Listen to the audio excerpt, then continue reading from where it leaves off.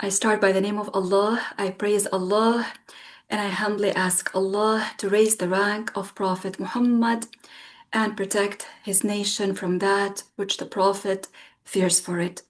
I ask Allah Ta'ala to grant us a sincere intention and the proper comprehension to increase our knowledge and to admit us to paradise without torture. Inshallah Ta'ala, we will continue now by talking about examples of sins of the tongue. So, among the sins of the tongue is to teach or to seek what is religiously considered harmful knowledge, like magic and witchcraft, without having an Islamically valid reason that allows the person to teach that. So, without having an Islamically valid reason, it is unlawful to teach or to seek to learn this harmful knowledge, the knowledge like magic or witchcraft. Okay, so one does not go and learn that without having a religiously valid reason to do that. You don't say, oh, just for fun, I want to go and learn about witchcraft, for example. No, we don't do that. It is not permissible to do.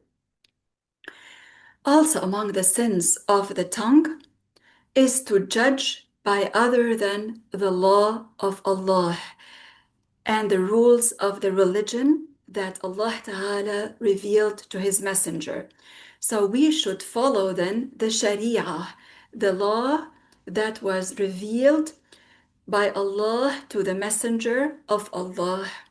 We follow the rules of the religion and we are to abide by the rules of the religion and apply them. So the person should apply the rules of the religion.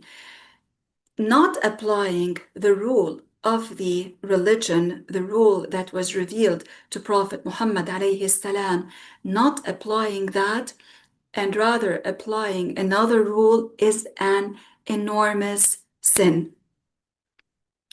Now, when we said it's an enormous sin, okay, min al-kabair, an enormous sin. Now, when does a person fall into kufr in this matter? The person would fall into kufr if they reject the law of Allah, if they reject it, or consider it equal to or less than the un-Islamic pronouncement. So if they think or believe that the laws put by people are better than the Sharia, than the revealed law, in this case, this is kufr. If they believe that it is equal to it or that it is better than the laws revealed to the Prophet ﷺ, in this case, then it is kufr. However, if they don't believe that it is better or that it is equal to it, but they do not apply it, in this case, as we said then, it is an enormous sin. I'll give you an example that happens in some places. You might find a couple that after a while they go through divorce. And in some countries, they tell the woman that when she is divorced, they tell her that you can take half the wealth of your previous husband, of your ex-husband. And in the rules of the religion, this is not the case. You know, in the rules of the religion, you know, you probably heard that there is a mahr that the woman is entitled to when she is married. If they agree on a mahr, then she is entitled to receive that mahr. Just because she was married to him, it does not mean she is entitled now to take half of his house, half of his belongings, half of his account, the money that he has, for example, in his bank. No. And just because the rules put in that particular country tell her that she can take it, she is not to do that. She is to follow the rules of the religion, to fear Allah, and not to ask for what she is not allowed to. She is not to force that man to give her what she is not entitled to. Whether they became divorced on good terms, or they, for example, are not happy anymore with one another, and there were arguments and maybe severe conflicts, still they are both to abide by the rules of the religion. Okay, so the person then should apply the rules of the religion. Also, among the sins of the tongue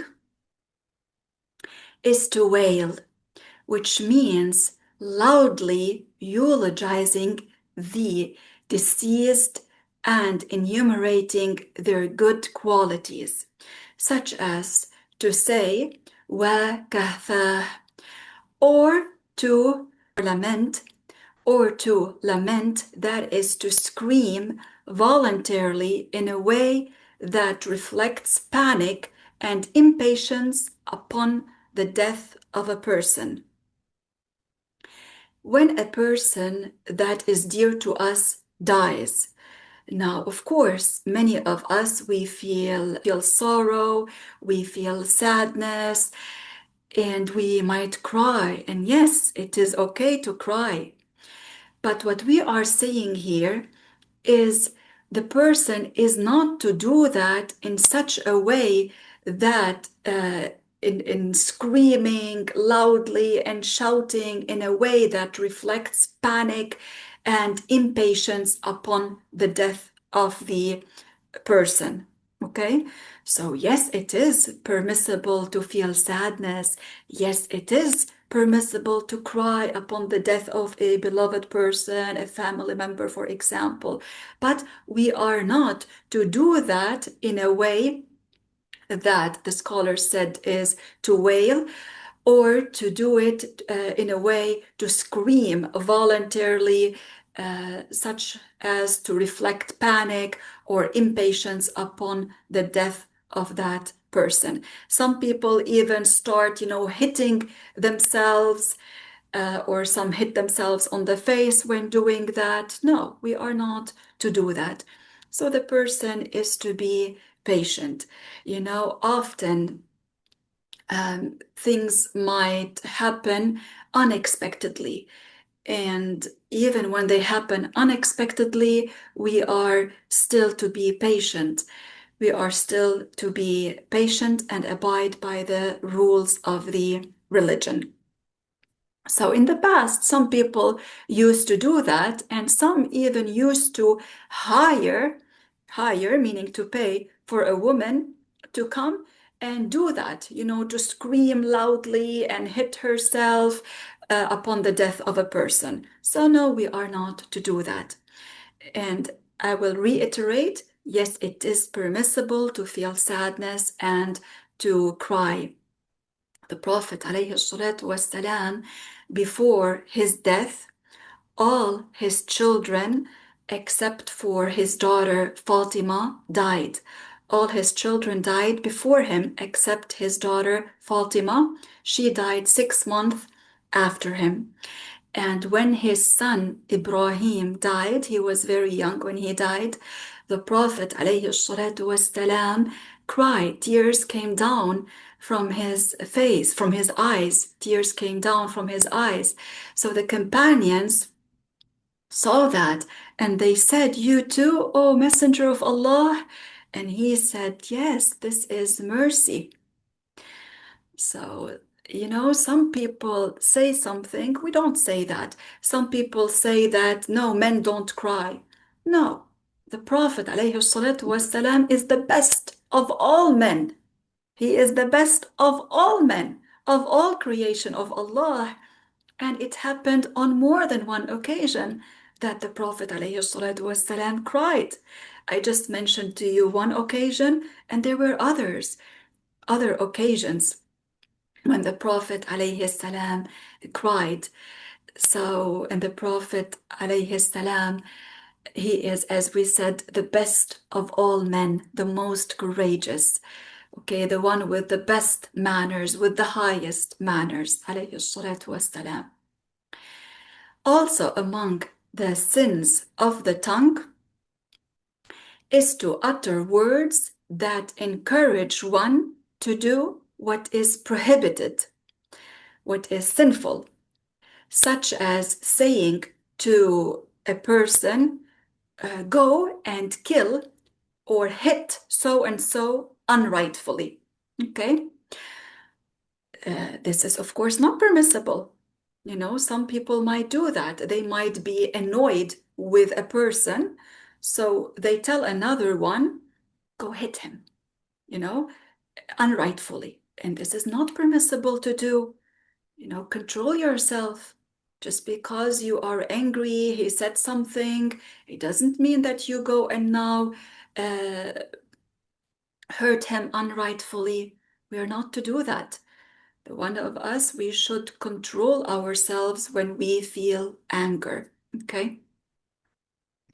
Also, it is sinful to utter words that discourage one from doing an obligation, such as saying to another, do not pray right now, make it up later on at home, after the time of the prayer is over. For example, some people who call themselves friends, they might be together, for instance, shopping, and you know there might not be much time left for the Dhuhr prayer. And so one of them might say, I need to go pray. You know, there's not much time left. I need to go pray. And another one might tell him, later you make it up at home. And you know, if he does not pray and waits until the prayer time is over without an excuse, he does not pray it in its time without an excuse, this is sinful. He would be sinful for that. This is not to be taken lightly.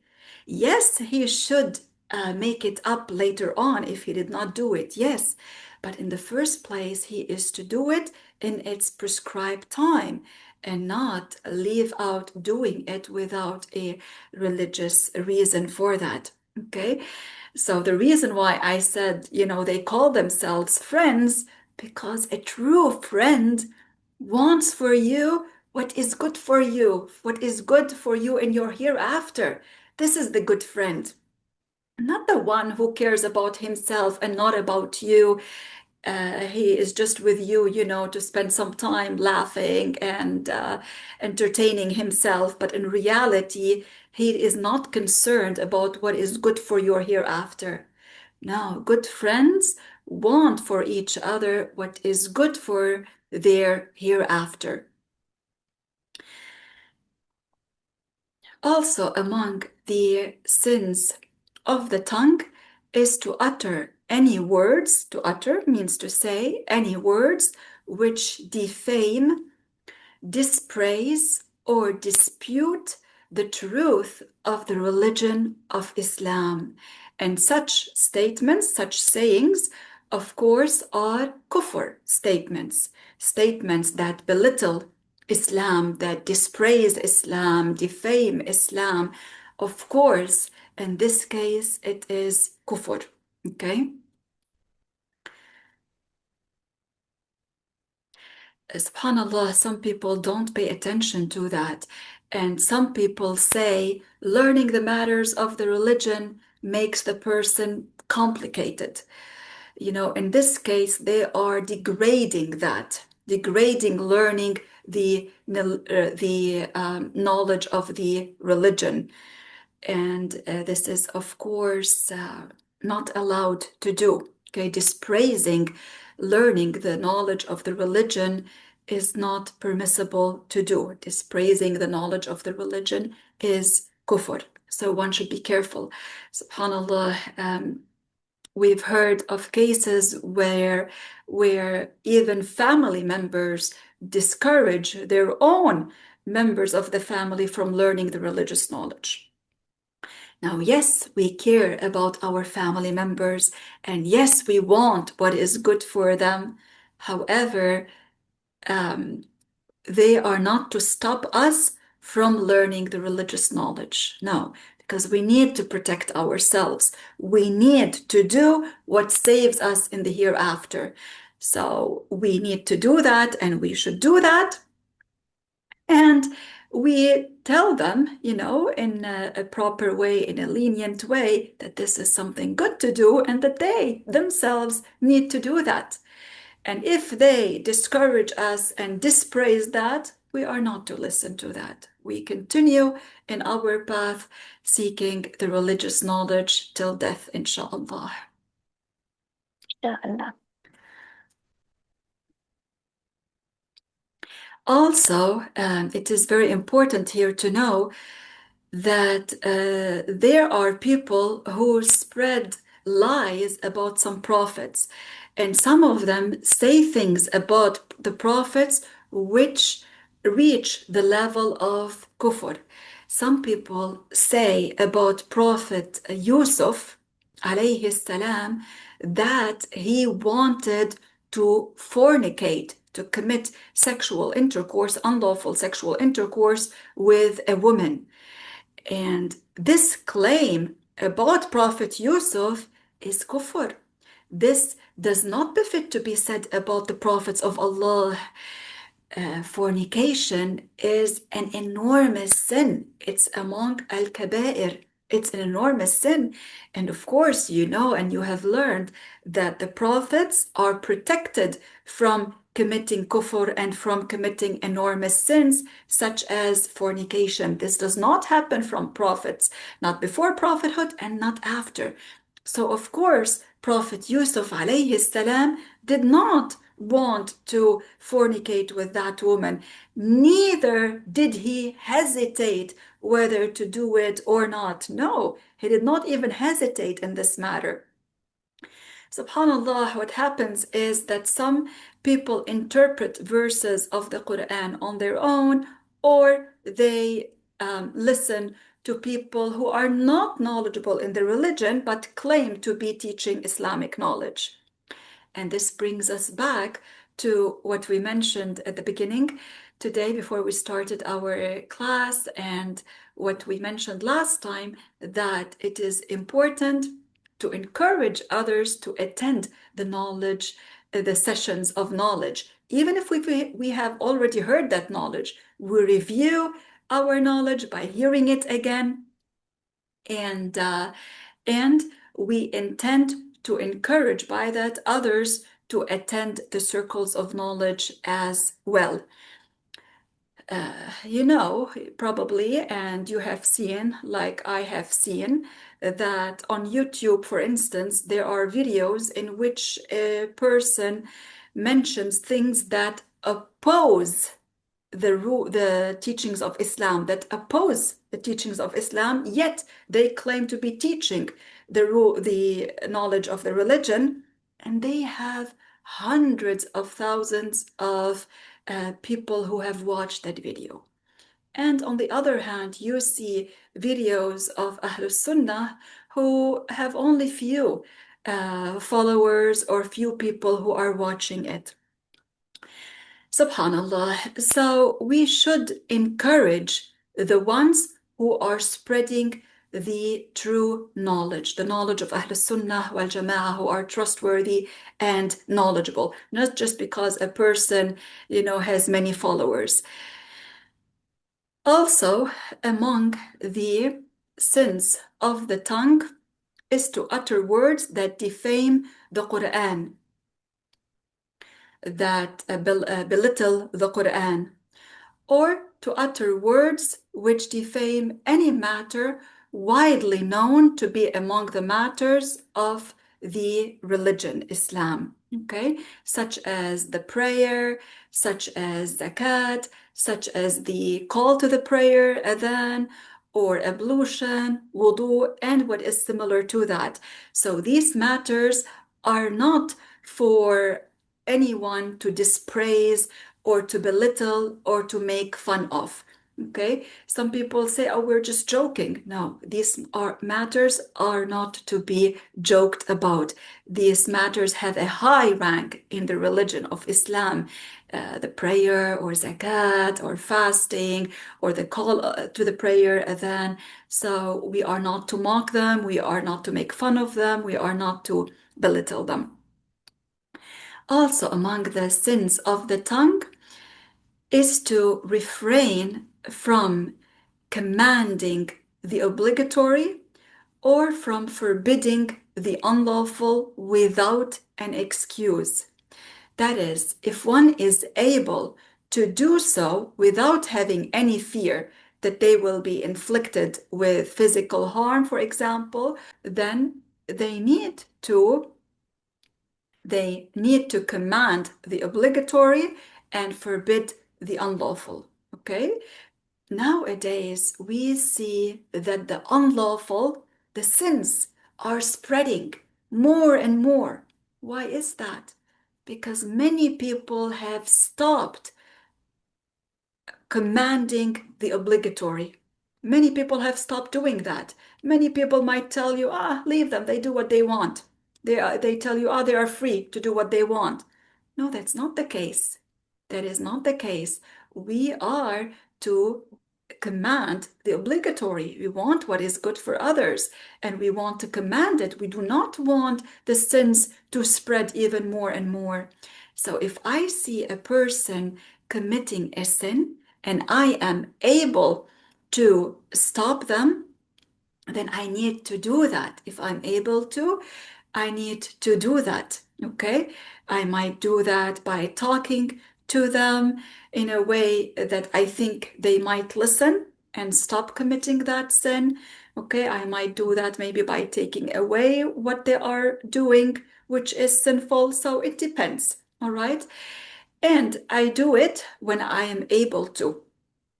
However, if doing that will lead to a bigger harm, then I don't do that. I'll give you an example. If a person is, for instance, drinking alcohol, and I know from experience that this person, when he is drinking alcohol and somebody tries to stop him, he becomes angry and he curses Allah. In this case, I don't stop him because drinking alcohol is an enormous sin. But cussing Allah is kufr, is more enormous, is more severe, is kufr. So in this case, if I know that this person usually does that, then I don't stop him. Okay, because I know from experience he will do what is more severe. All right. So if I know that it will lead to something more severe, then in this case, I don't stop it. Okay. And on the other hand, if somebody is not doing what he's obligated to do, I also need to tell them to do that. So I see a person not performing the prayer without an excuse, I need to tell them to perform the prayer in the way that I think that this person will listen to me. I see my friend, my female friend, dressed in an inappropriate way where she is uncovering her aura when she is out. I try to tell her in a way that she would listen to me. Okay, I don't say, oh, she's my friend, no, I leave her. Well, because I need to, first of all, I need to, as we said, command the obligatory when I don't have an excuse not to. And she is my friend, so I want what is good for her. Okay.